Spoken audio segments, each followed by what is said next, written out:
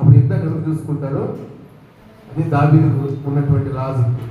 అసలు యుద్ధానికి నేను పోవడానికి నేనేవాడిని, యుద్ధానికి అధిపతిని ఆయనే చేసి ఆయన చూసుకుంటాడు కదా. ఈరోజు అందుకని కొన్ని గృహాలకి ఈ కుటుంబానికి ఏసే అధిపతిని పెట్టుకొని ఉంటారు.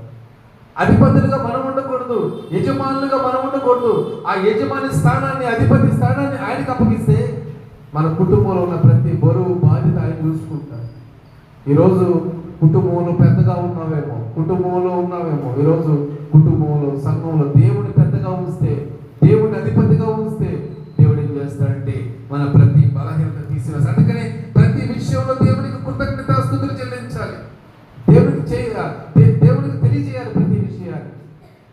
ప్రభువా ఇలా చేయాలనుకున్నాను, ప్రభువా మీ చిత్తం మాకు తెలియజేయండి, మీ ఆలోచన ఇవ్వండి. వాక్యం చదివేటప్పుడు, ప్రార్థన చేసుకునేటప్పుడు కొన్నిసార్లు అడుగుతూ ఉంటాం, ప్రభువా వాక్యం ఏ విధంగా చెప్పాలి, ఆ వాక్యం ఎలా చెప్తే నీ ప్రజలకు అర్థమవుతుంది తెలియ